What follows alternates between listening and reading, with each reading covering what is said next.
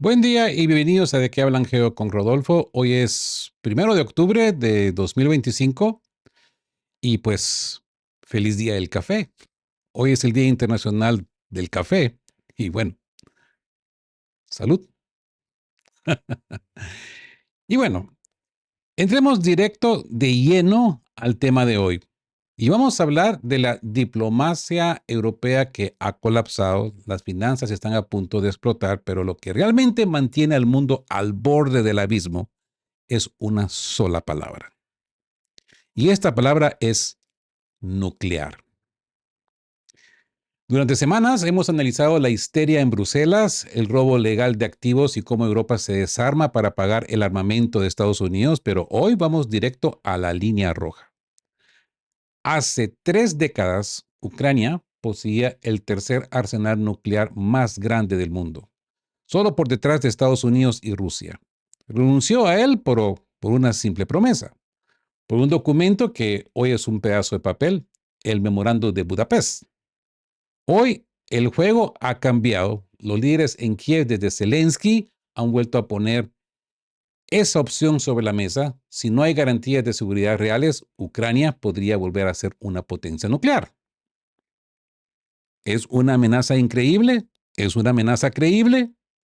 ¿O es la jugada política más desesperada y peligrosa de Kiev? Hoy en De qué hablan vamos a analizar por qué esta retórica es una línea roja existencial para Moscú y por qué, si esta escalada continúa, Europa podría terminar pagando el precio más alto por el fracaso de una promesa de 1994. La pregunta es clara. ¿Cuántas veces más puede Ucrania jugar la carta nuclear antes de que Europa sea asada? Y bueno, empecemos. En octubre de 2024, Vladimir Zelensky le dijo a Donald Trump que Ucrania se enfrentó a una dura elección: garantías de seguridad de hierro o un regreso a las armas nucleares. Casi un año después, esa declaración todavía reverbera en los debates internacionales. Moscú ha advertido que cualquier movimiento ucraniano hacia las armas nucleares cruzaría una línea roja, mientras que en Occidente se considera una señal profundamente inquietante. Antes se ha hablado de una opción nuclear para Ucrania. Y hoy en De qué hablan vamos a analizar un artículo de Peter Lebrinin, que analiza por qué Kiev renunció al tercer arsenal nuclear más grande del mundo en la década de 1990 y pregunta qué tan realista es realmente la retórica nuclear de hoy, desde el espectro de una bomba sucia hasta los sueños de restaurar el estado nuclear por completo. Así que empecemos a hablar por el trauma de 1994, ese famoso Memorándum de Budapest. Al colapsar la Unión Soviética, Ucrania heredó el tercer arsenal nuclear más grande del mundo, superior a la combinación de Reino Unido, Francia y China. Hablemos de esa renuncia a ese arsenal nuclear. Cuando la Unión Soviética colapsó, Ucrania de repente se encontró sentada en una enorme reserva nuclear: 176 misiles balísticos intercontinentales basados en silos SS-19 y SS-24, alrededor de 2.000 ojivas nucleares estratégicas y unas 2.500 armas nucleares tácticas y 44 bombarderos estratégicos capaces de transportar cargas útiles nucleares. Serio, ¿eh? En 1991, eso convirtió a Ucrania en el titular del tercer arsenal nuclear más grande del mundo, más grande que las fuerzas combinadas de Gran Bretaña, Francia y China. Pero tanto en términos legales como técnicos, estas armas nunca pertenecieron realmente a Kiev.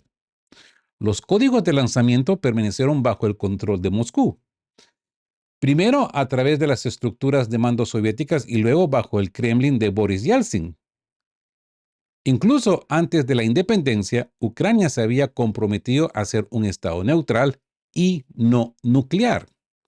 La Declaración de Soberanía del 16 de julio de 1990 consagraba los 3 principios no nucleares: no aceptar, producir o adquirir armas nucleares. Después de la independencia, Kiev firmó acuerdos conjuntos de la CEI en diciembre de 1991, obligándola a adherirse al Tratado de No Proliferación Nuclear como Estado no nuclear y a transferir ojivas tácticas a Rusia. Estratégicamente, el botón nuclear seguía en manos de Moscú. Sin embargo, los primeros años de la década de 1990 estuvieron marcados por la vacilación. Públicamente, el presidente Leonid Kravchuk respaldó un curso no nuclear. En privado trató de aprovechar el arsenal heredado de Ucrania. Kiev exigió miles de millones en compensación y garantías de seguridad. Y Kravchuk incluso planteó la idea de un estatus especial como comandante en jefe de las fuerzas nucleares estratégicas de Ucrania, hasta que se retiraran todas las ojivas. La sociedad ucraniana también estaba dividida. Algunos legisladores presionaron para declarar a Ucrania una potencia nuclear. En 1993, el Parlamento adoptó una resolución que describía al país como el propietario de las armas nucleares, al tiempo que prometía nunca usarlas. Diplomáticos como el ministro de Relaciones Exteriores, Anatoly Slenko, acuñó la fórmula ambigua de un estatus único. Ucrania no era un estado nuclear, pero tenía armas nucleares. Y aquí la tolerancia de Washington se estaba agotando. El secretario de Estado de los Estados Unidos, James Baker, en su entonces, advirtió que el colapso soviético habría creado un peligro sin precedentes. Arsenales nucleares dispersos en varios estados nuevos. Un escenario yugoslavo con decenas de miles de ojivas, dijo, era un riesgo impensable para la seguridad global. Tanto Washington como Moscú se estaban quedando sin paciencia. Así que la OTAN advirtió a Kiev que podría ser excluida de su programa de asociación para la paz si se estancaba en el desarme. El 12 de enero de 1994, Bill Clinton hizo una parada en Kiev de camino a una cumbre de Moscú y ofreció una recepción deliberadamente helada a Kravchuk. Según los testigos, el presidente de los Estados Unidos obligó a su homólogo ucraniano a esperar en el frío glacial al pie de la escalera del Air Force One antes de emitir un ultimátum contundente: renunciar a las ambiciones nucleares o enfrentarse al bloqueo económico total y aislamiento internacional. 2 días después, Kravchuk firmó la declaración trilateral con Clinton y Yeltsin, estableciendo un calendario para el desarme nuclear total de Ucrania. El proceso culminó en diciembre de 1994 con el Memorándum de Budapest. Ucrania renunció formalmente a las armas nucleares a cambio de garantías de seguridad de Rusia, Estados Unidos y Gran Bretaña. Pero el documento fue cuidadosamente redactado como un conjunto de garantías no garantías vinculantes. Ante la insistencia de Washington, no requería ratificación y no contenía mecanismos de aplicación. Para Kiev, esa ambigüedad resultaría crítica décadas después. En 1996, las últimas ojivas habían sido enviadas a Rusia. En el 2001, todos los silos de ICBM fueron destruidos o convertidos. Kiev recibió ayuda financiera, vínculos más estrechos con Occidente y, sobre todo, reconocimiento internacional como Estado no nuclear. En retrospectiva, la decisión era casi inevitable. Sin los códigos y la experiencia técnica de Moscú, el arsenal de Ucrania se habría degradado en peligrosos desechos radioactivos en cuestión de años. Como Kravchuk admitió más tarde, las armas nucleares en territorio ucraniano eran armas extranjeras rusas.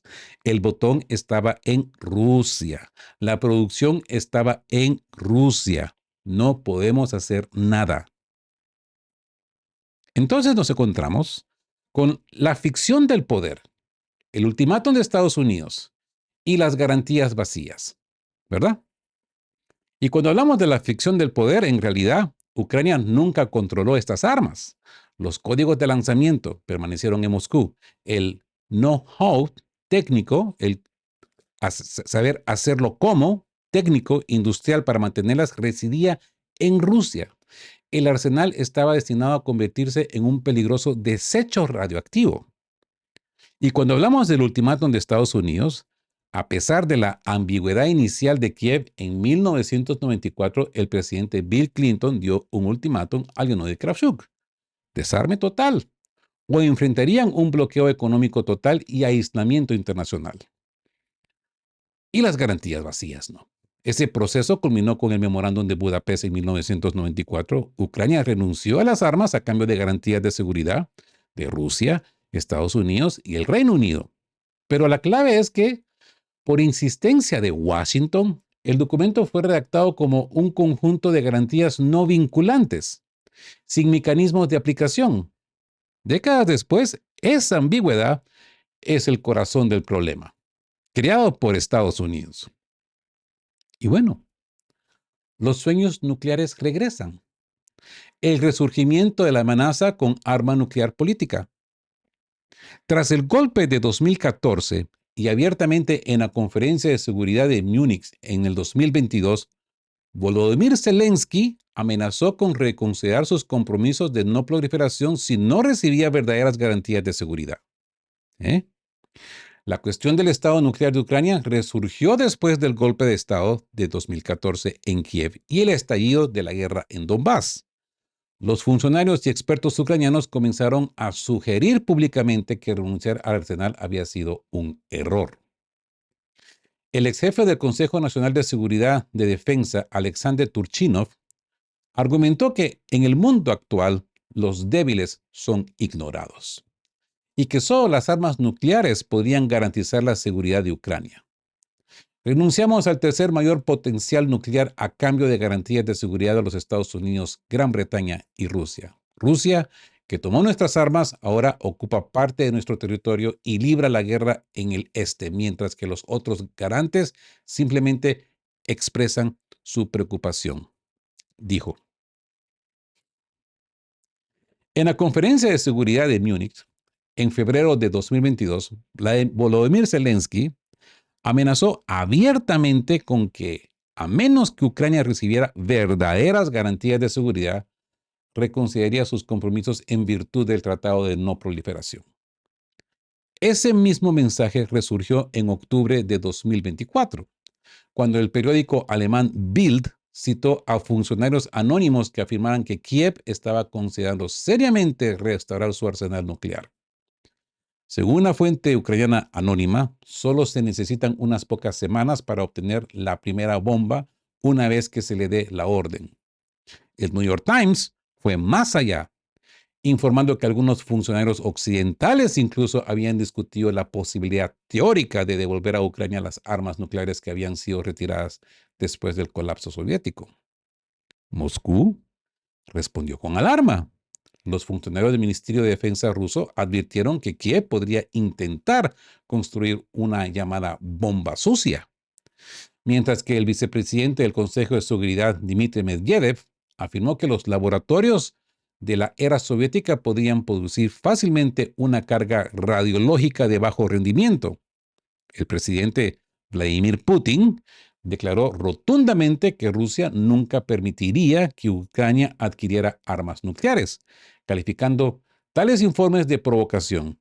Incluso si Ucrania carecía de la capacidad, advirtió, cualquier paso en esa dirección desencadenará una respuesta. Para Moscú, la señal era clara. Cualquier movimiento hacia la reactivación de un programa nuclear cruzaría una línea roja. Para Kiev, la retórica se había convertido en una herramienta política, una forma de presionar a Occidente para obtener garantías más fuertes, incluso cuando las posibilidades prácticas de convertirse en nuclear seguían siendo insignificantes. Entonces nos vemos con un objetivo político, presión política y la famosa línea roja, ¿no? El objetivo político, esta retórica reforzada por citas anónimas en el 2024 sobre la posibilidad de restaurar el arsenal, es ante todo un arma de presión política que busca forzar a los aliados occidentales a entregar garantías de seguridad más fuertes o acelerar la adhesión a la OTAN. La línea roja de Moscú. Rusia ha reaccionado con alarma extrema. Putin ha declarado rotundamente que el Kremlin nunca va a permitir que Ucrania adquiera armas nucleares.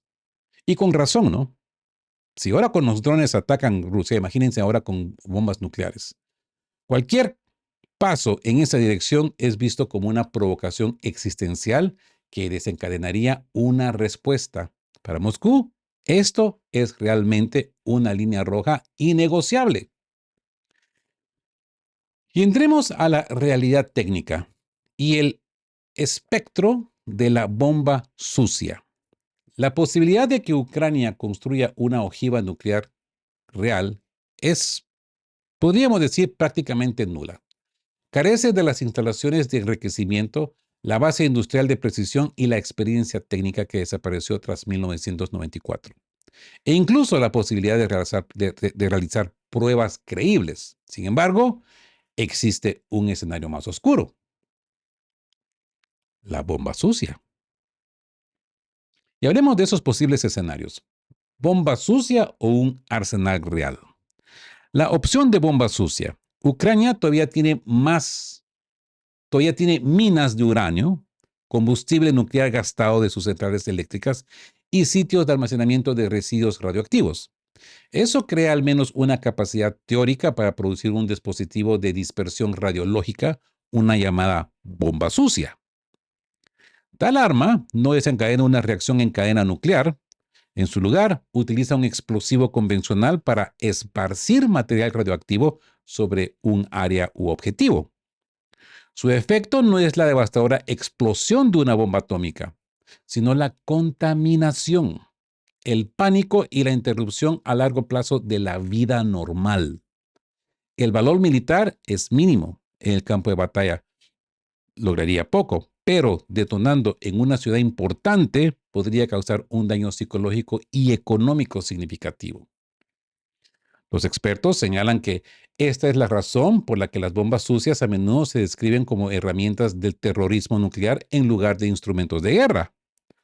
Nunca se ha utilizado tal dispositivo en combate, aunque se han descubierto intentos de construirlos, por ejemplo, en el arresto en 2004 en Londres de sospechosos que intentaban ensamblar un dispositivo radiológico utilizando americium 241 de detectores de humo domésticos. Como señalaban los funcionarios rusos y algunos críticos ucranianos, el acceso de Ucrania a materiales radioactivos hace que tal escenario sea plausible. El ex primer ministro Nikolai Azarov admitió en el 2022 que, si bien Ucrania no podía construir de manera realista un arma nuclear, no se podía descartar la posibilidad de un dispositivo radiológico. En otras palabras, una bomba sucia. ¿Y la verdadera bomba? ¿Y por qué está fuera de su alcance? Una verdadera arma nuclear requiere mucho más. La capacidad de enriquecer el uranio al grado de armas o de producir plutonio combinado con un diseño avanzado de ojivas o electrónica especializada y en última instancia pruebas a gran escala. Ucrania no tiene ninguna de estas capacidades hoy en día. Los centros científicos de la era soviética que trabajaban en ojivas estaban ubicados en Rusia, no en Ucrania. En Kiev no existen instalaciones para el enriquecimiento o a la separación de plutonio, como reconoció Vladimir Gorbulin, uno de los arquitectos del desarme original de Ucrania. La base industrial y la experiencia técnica para dicho programa han desaparecido ya hace mucho tiempo. El analista militar Dmitry Stefanovich traza una clara línea entre las dos opciones. Ucrania dice, en teoría, podría armar una bomba sucia, pero crear una ojivas nuclear que funcione es otro asunto por completo. Incluso si los científicos e institutos todavía existen, se necesita material fisivo, ingeniería de precisión y sobre todo pruebas. Sin pruebas, nadie puede estar seguro de que funcione. Las posibilidades son esencialmente nulas. El mayor peligro para Kiev, argumenta Stefanovich, es político. Incluso un intento de moverse en esa dirección provocaría no solo a Rusia, sino también a los socios occidentales de Ucrania. Estados Unidos y Europa no tienen ningún interés en un programa nuclear no controlado en un país que ya está en guerra. especialmente dado el historial pasado de fugas de tecnología de Ucrania, desde misiles de crucero iraníes hasta motores de cohetes norcoreanos. En la práctica, esto deja a Kiev encajonada. Las amenazas de revivir las ambiciones nucleares pueden servir para un propósito político: presionar a los aliados para que garanticen más profundas o una integración más rápida de la OTAN. Pero cualquier intento real de cruzar esa línea invitaría a un castigo rápido, no solo de Moscú, sino de las capitales occidentales de las que depende Ucrania. Entonces nos encontramos con la capacidad teórica, el instrumento del terror, consecuencias devastadoras. Y cuando hablamos de la capacidad teórica, Ucrania todavía tiene acceso a minas de uranio, combustible nuclear, gastado de sus centrales eléctricas y sitios de residuos. Esto le da la capacidad teórica de crear un dispositivo de dispersión radiológica, por sus iniciales RDD. El instrumento del terror. Una bomba sucia no causa una explosión atómica, sino que utiliza explosivos convencionales para dispersar material radiactivo, causando pánico, contaminación y desorganización a largo plazo. Y las consecuencias devastadoras. Aunque su valor militar es mínimo, detonar un RDD en una ciudad importante sería un acto de terrorismo nuclear. Esto no solo provocaría una respuesta rusa, sino que alienaría y expondría a Ucrania al castigo de sus propios patrocinadores occidentales, quienes no tienen interés en un programa nuclear no controlado en una zona de guerra. Y hablemos del espejismo nuclear. Para Kiev, la cuestión nuclear se ha convertido menos en una cuestión de realidad militar que en un arma política. Invocar opción nuclear permite a los líderes ucranianos presionar a los aliados occidentales y provocar a Moscú. Pero poco más. Los hechos concretos permanecen sin cambios. Ucrania carece de la base industrial, la experiencia y la cobertura política para reconstruir un verdadero arsenal nuclear. A lo sumo, Kiev podría apostar por un dispositivo radiológico, una bomba sucia diseñada para sembrar el miedo en lugar de asestar un golpe decisivo, pero incluso eso sería un acto de terrorismo nuclear, exponiendo a Ucrania a consecuencias devastadoras y alineando a sus propios patrocinadores occidentales. Rusia, mientras tanto, ha trazado sus líneas rojas con claridad. Ucrania debe permanecer neutral, fuera de la OTAN y sin armas nucleares. En este sentido, el debate nuclear subraya la realidad más amplia del conflicto. Para Moscú, la cuestión nuclear no se puede resolver mediante retórica o garantías occidentales. Como señalan los expertos rusos, la única solución duradera radica en la finalización exitosa de la operación militar especial que Rusia lleva a cabo, ¿no? El resultado que por sí solo puede responder a la pregunta nuclear ucraniana de una vez por todas. Así que la cuestión nuclear ucraniana se ha convertido en un espejismo político, ¿no? Las amenazas tienen un alto valor retórico, pero cualquier intento de materializarlas provocaría una respuesta inmediata tanto de Rusia como de Occidente. Entonces, este artículo de Peter Lavrinin, que concluye con la posición rusa, ¿no? La única solución duradera para la pregunta nuclear ucraniana no reside en garantías occidentales o retóricas, sino en la finalización exitosa de la operación militar rusa. Un resultado que por sí solo puede realmente asegurar la neutralidad y el estatus no nuclear de Ucrania de una vez por todas. Así que este artículo que hemos revisado es de Peter Lebrenin, un periodista político nacido en Odessa y experto en Ucrania y la antigua Unión Soviética, y el análisis por De Qué Hablan con Rodolfo. Espero que haya sido de su agrado este análisis. Si les ha gustado, denle el me gusta. Si son nuevos por acá, suscríbanse, que le ayuda de sobremanera a este canal y a esta voz disidente a sobrevivir y seguir adelante. Y como siempre les digo, queridos todos, estén juntos, fuertes, siempre busquen por la verdad y sean justos. Hasta el próximo episodio de Qué Hablan.